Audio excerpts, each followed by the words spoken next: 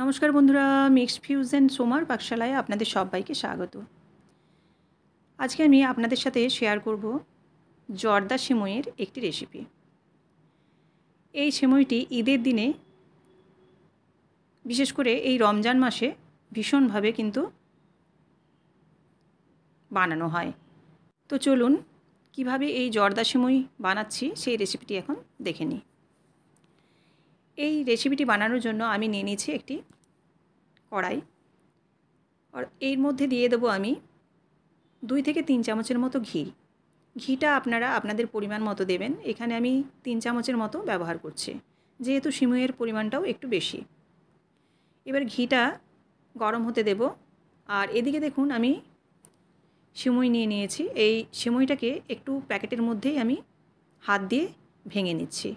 এতে কী হবে, নাড়তে সুবিধা হবে, নইলে কিন্তু নাড়ার সময় একটু অসুবিধে হয় যদি ঠিকঠাকভাবে ভাঙা না হয়।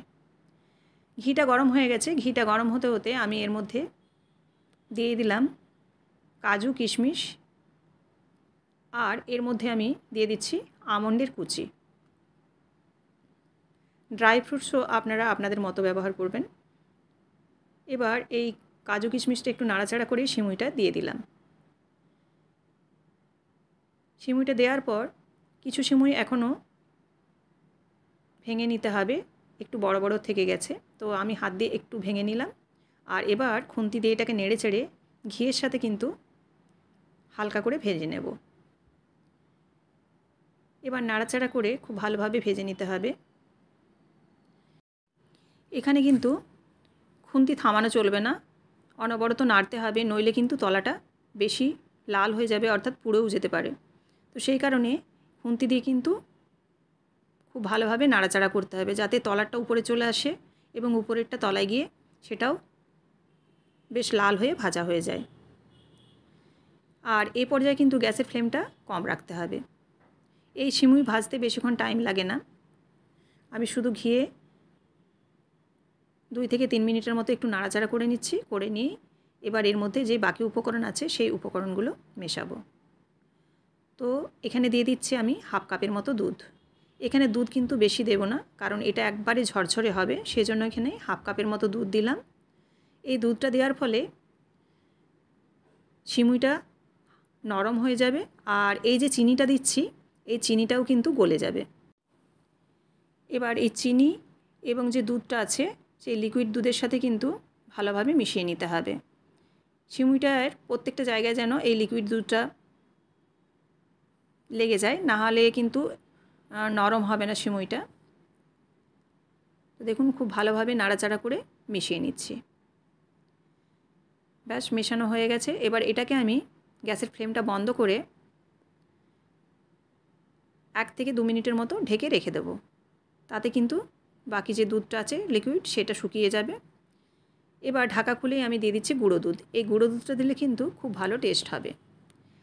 আর দিয়ে দিচ্ছি কোরানো নারকেল। আপনারা যদি লিকুইড মিল্কটা ব্যবহার না করতে চান সেক্ষেত্রে কিন্তু ওখানে হাফ কাপ জল ব্যবহার করতে পারেন। এবার দেখুন নারকেল কোড়া আর গুঁড়ো দুধটা দিয়ে এবারে ভালোভাবে মিশিয়ে নেব। আর গ্যাসের ফ্লেমটা কিন্তু এবারে খুবই হালকাভাবে রাখব, তাতে সিমইটা আরও ঝরঝরে হয়ে যাবে। এবার নাড়াচাড়া করে নারকেল এবং গুঁড়ো দুধ ভালোভাবে মিশিয়ে নিচ্ছি। দেখুন এবার নাড়াচাড়া হয়ে গেছে। এবার আমি গ্যাসের ফ্লেমটা কিন্তু বন্ধ করে দেব।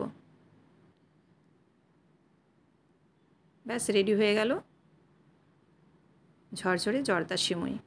তো এই সিমইটা যখন ঠান্ডা হবে তখন কিন্তু একেবারে ঝরঝরে হয়ে যাবে।